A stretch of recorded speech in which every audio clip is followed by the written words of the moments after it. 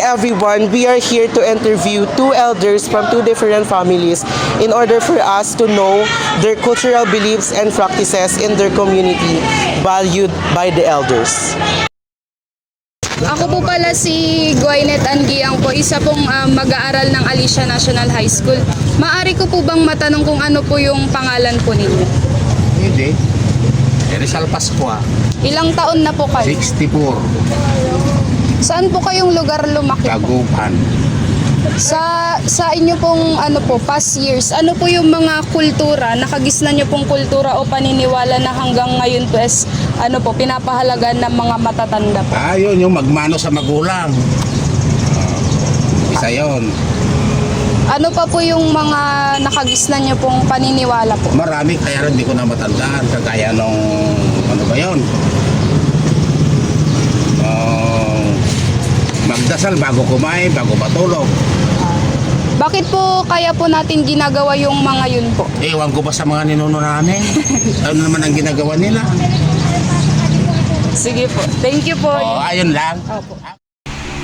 Ako si Andrian Mendoza, 42 taong gulang, nakatira sa Cristobal, Paco, Manila. Ang paniniwala at mga gawain na kinalakihan ko po ay mga pagmano sa mga nakakatanda, pagsabi ng po at opo. After interviewing two elders about their cultural beliefs and practices, we are here to interview our 10 classmates in order to know if these cultural beliefs and practices is still recognized in their generation. Magandang araw. Maaari ko bang makuha ang iyong pangalan at edad? Ako po si Daryl, 17 years old. Sa nakalap naming cultural beliefs and practices sa dalawang elders na interview namin, ang kanilang cultural beliefs and practices na pinapahalagan ay ang pagmamano, paggalang sa matatanda gamit ang po at opo at pagdarasal bago kumain. Sa iyong palagay, Daryl Fermin, na isasagawa pa rin ba or pinapahalagaan pa rin ba ang pagsasabi ng po at opo, pagdarasal bago kumain at pagmamano sa iyong henerasyon? Well, sa tingin ko, oo. Dahil tandaan natin, walang magulang ang gustong lumaki ang kanyang anak na hindi marunong magbigay galang sa kanyang kapwa-tao. Bata pa lamang tayo, tinuruan na tayo ng ating mga magulang na gumamit ng mga salitang po at opo upang kahit sa mga ganong gestures na ipapakita natin ang ating paggalang sa mga matatanda o sa ating kapwa. At sa pagdarasal naman, bago at pagkatapos kumain, sa tingin ko hindi na siya masyadong napapractice ngayon dahil sa tingin ko sa sobrang kagutuman na ng mga tao, minsan nakakalimutan na natin ang pagdarasal. And hindi natin maiiwasan na sa sobrang kagutuman din natin minsan, inuuna pa natin ang pag-chismis habang kumakain kaysa magdasal muna bago kumain, diba? So, yun lang. Maraming salamat, Daryl. Magandang hapon po. Maaari ko po bang makuha ang inyong pangalan at edad? Ako po si MJ Gonzales, 17 years old. So, MJ, ayon sa nakalap namin galing sa dalawang nakatatanda na galing sa ibang pamilya at komunidad, ang pinahalagahan daw nila na cultural practices and beliefs ay yung pagmamano, pagsabi ng po at opo sa mga nakatatanda at pagdadasal. Ngayon, nais ko lamang itanong sa'yo kung yung mga nabanggit na yun ay naisasagawa pa ba sa inyong komunidad o sa ating henerasyon ngayon? Sa ating komunidad at sa ating henerasyon ay masasabi kong ang mga nabanggit na pagmamano, pagsasabi ng opo sa mga katabanda ay naisasagawa sapagkat marami pa rin akong nakikitang mga kabataan, lalong-lalo na ako, na ginagawa ang mga tradisyonal na paniniwala na paggalang sa mga matatanda sa pamamagitan ng pagmamano at pagsasabi ng po at opo kapag nakikipag-usap sa mga nakakatanda. So, yun lamang po ang nais namin tanongin. Salamat sa oras. Magandang hapon po. Maaari ko po bang makakuha ang inyong pangalan at edad? Ako po si Norbert Navarro, 18. So, Norbert, ayon sa nakalap namin sa dalawang nakatatanda na galing sa iba't ibang komunidad at pamilya, ayon sa kanila, ang pinahahalagahan daw nila na cultural beliefs and practices ay ang pagmamano, pagsabi ng po at opo at pagdarasal. Ngayon Norbert, nais ko lamang na makuha ang iyong pananaw tungkol sa nabanggit ng mga nakatatanda na kung ang mga tatlo ba na pagmamano, pagsabi ng po at opo at pagdarasal ay naisasagawa pa ba sa inyong komunidad or sa ating henerasyon? Una naman, nagagawa naman ang pagmamano kasi tulad nung tulad ng tito, tita ko na kapag galing sa malayo, padadating doon sa amin is nagmamano kami, yung mga kabataan doon, yung mga lola't lola namin, yun sa nagagawa naman pa. Tapos ano isa? Yung pagdadasal. At yung pagdadasal naman is nagagawa naman kasi ang pagdadasal is napakahalaga kasi ito yung isa sa mag-guide sa pang-araw-araw natin kasi ang Panginoon is nakakausap natin, siya yung nagproprotekta at gumagabay sa atin. Ano yung isa pa? Nasabi mo na ang pagmamano at pagsasabi ng po at opo. Ang pagsasabi ng po at opo is nagagamit pa naman, pero yung iba is hindi na kasi more on social media na nakapokus yung kabataan ngayon, kaya yung na-influensyan yung mga ugali nila through social media, yung mga napapanood nila sa Facebook, TikToks, kaya yun, kaunti na lang ang mga nagsasabi ng po at So, yun lamang ang nais naming tanungin. Salamat sa paglalaan ng oras. Magandang hapon po. Maaari ko po bang makuha ang inyong pangalan at edad? Ako si JP Lagrio, 17 years old.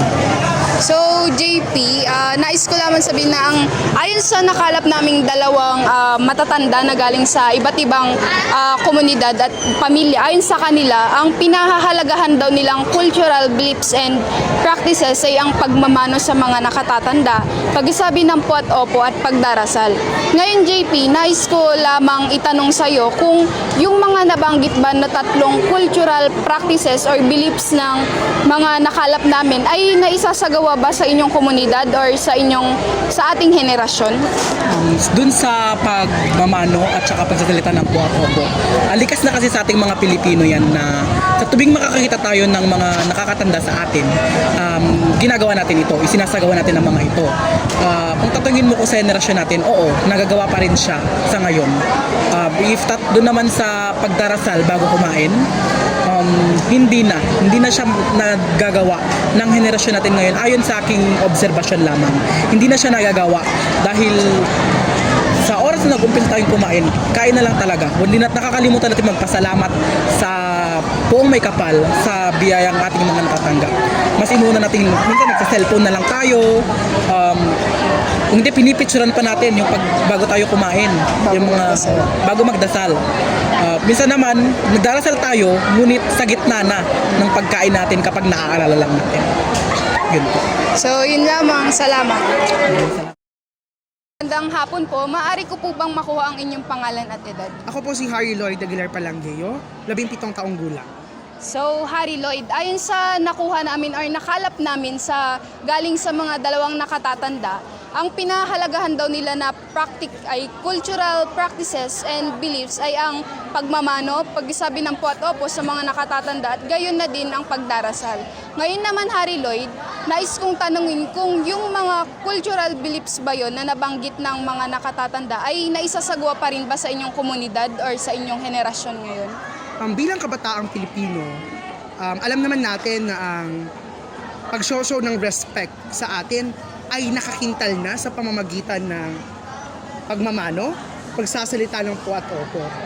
At sa aming pamilya, sa aming ding komunidad, ay napra-practice ito because as I witness my family, my younger sisters, younger siblings, mga kamag-anak na mga pinsan ko, they always stating po at opo, tay, nay with respect, and also pagmamano. In that matter, malalaman na witness ko na ang pagsasalita ng po at opo ay hindi lang siya culture, but nakakintal na mismo sa kung paano tayo pinalaki ng ating mga magulang.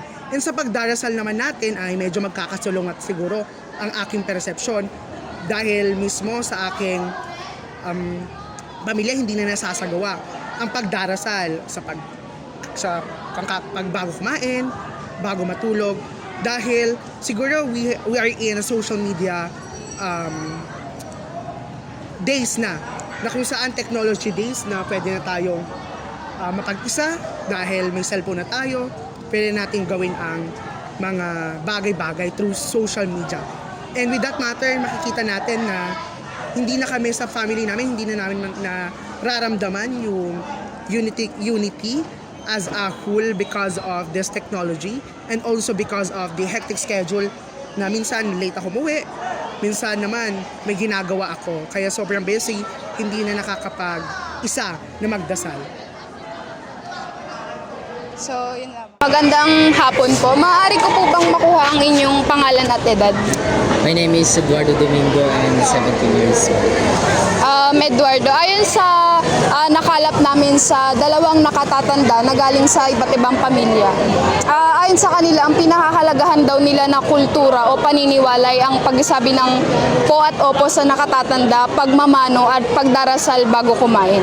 Ngayon, sa palagay mo, Eduardo, na isasagawa pa ba sa inyong komunidad or sa inyong henerasyon yung mga cultural beliefs or practices na pinahalagahan ng mga matatanda? Sa amin, yung pagdarasal is at saka yung pagmamano and pagsasabi ng po at opo. Sa amin, usually sa family namin kasi parang nakasanayan na namin yung magmamano kapag darating kasi parang yun na yung nagiging respect namin sa kanila and yun na nga, parang naging respeto mo na sa kanila paggalang mo and yung pagpopo at opo na din at parang araw-araw ng routine namin yun na magmamano ka and yung pagdarasal talagang nasa amin na yun kapag gising, tapos bago matulog, tapos pagkakain, ganun. Routine na namin yung magdarasal na yun. Pero ewan ko lang sa iba kung ginagawa pa nila yun. Dun sa ibang komunidad namin kasi mostly yun lang yung alam ko sa akin. Yun lang. Salamat. Magandang hapon po. Maaari ko po bang makuha ang inyong pangalan at edad? Opo. Ako po si Mika Andrea Gamungoy from grade 12 in Cerro Dunes. Ilan taon na po kayo? 18 po. So, Mika, ayon sa nakalap namin sa mga dalawang nakatatanda, ang pinapahalagahan daw nila na cultural beliefs and practices sa kanilang komunidad ay ang pagmamano sa mga nakatatanda. Gayon na din ang pagsasabi ng po at opo at pagdarasal bago kumain. Sa iyong palagay naman, Mika, na isasagawa pa rin ba ito sa inyong komunidad, sa inyong henerasyon ngayon? Sa henerasyon ngayon is in our community, merong mga kabataan na isinasagawa pa rin ang pagsasabi ng po at opo, pagmamano at pagdadasal bago kumain. Pero marami nang naglipa ng mga culture dito na yun nga, maraming parang in-adapt na ng mga Filipino. So, sa community namin is mabibilang na lang siguro kung ilan yung mga gumagawa ng mga ganong practices. Yun lang. Lamang po. Maraming salamat po sa pagtugon. Magandang araw, maaari ko bang makuha ang iyong pangalan at edad? Ako po si May Andy Merlin at ako po ay 18 years old. May nag-interview kami ng dalawang elders natin kung ano yung pinapahalagaan nilang cultural beliefs and practices. At ang kanilang cultural beliefs and practices na pinapahalagaan ay ang pagmamano at pagpopo at opo at pagdarasal bago kumain. Sa iyong palagay, sa iyong henerasyon, na isasagawa pa rin ba ang pagpopo at opo, pagdarasal tuwing umaga at pagmamano? Sa akin, sa pagdarasal bago kumain, para sa akin, hindi na masyado napapractice ng mga kabataan ngayon sapagkat galing na sa kanilang magulang, hindi na nila gaanong na ituturo kung magdasal bago kumain. And then sa pagpupo at opo, nakikita ko naman sa mga kabataan na taglay pa rin nila yung ganong paggalang kasi karamihan sa atin, gumagamit pa rin tayo ng po at opo. Gayon din sa pagmamano, ganon din, wala na gaanong nagmamano kasi siguro nahihiya na sila or nakakalimutan. Pero marami pa rin nagpa-practice ng ganong pagmamano. Maraming salamat, Mayan. You're welcome. Magandang araw. Maaari ko bang makuha ang iyong pangalan at edad? Ako nga po pala si Cheryl Labua. Ako po ay 18 years old. Cheryl, nag-interview kami ng dalawang elders about sa kanilang kultura at paniniwala. At ang kanilang pinapahalagahan na kultura or paniniwala is ang pagmamano, pagsasabi ng po at opo upang paggalang at pagdarasal tuwing kakain sila. Sa iyong palagay, Cheryl, na isasagawa pa rin ba ang paggalang gamit ang po at opo, pagmamano at pagdarasal bago kumain sa iyong henerasyon? Oo. Actually, yun ang turo sa aming church. Lalong-lalo na yung pagmamano. Tuwing pupunta kami sa church, ginagawa namin yun. Yun kasi yung isang traditional namin. Traditional, kung tawagin. Sa pagkain naman, oo, nagagawa rin namin yung pagdarasal bago kumain. At saka sa paggamit ng po at opo, kadalasan namin sa loob ng bahay kasi yun yung tinuro sa amin ng mga lola't lola namin. Yun lang. Maraming salamat, Cheryl. Magandang araw po. Maaari ko po bang makuha ang iyong pangalan po? Ako si Angelica Faith Villacorta, Ilan taon na po kayo? 17. 17 years old. Ayon sa nakalap namin na sa dalawang nakatatandas sa mga tungkol sa mga cultural practices and beliefs nila, ayon sa kanila pinahahalagahan pa rin daw nila yung pagmamano, pagsasabi ng po at opo at pagdarasal tuwing kakain. So sa iyong palagay, naisasagawa pa rin ba ito sa inyong henerasyon? So, para sa akin, depende kasi yan eh. Meron kasi yung mga magulang na parang hindi na nila naituro or hindi na nila naipasa sa mga anak nila yung pagsasagawa ng pagmamano at pagpo at opo. Tapos yung iba naman, parang pinalaki nila yung mga anak nila na tinuruan silang always na magsabi ng po at opo sa mga nakakatanda sa kanila. At pati na rin sa pagmamano. Sa tuwing uuwi or may pupuntahan ka sa labas tapos babalik ka sa bahay, parang nakasanayan na magmamano ka or magbe-bless sa kanila. So yun lamang po ang aming tanong. Salamat po.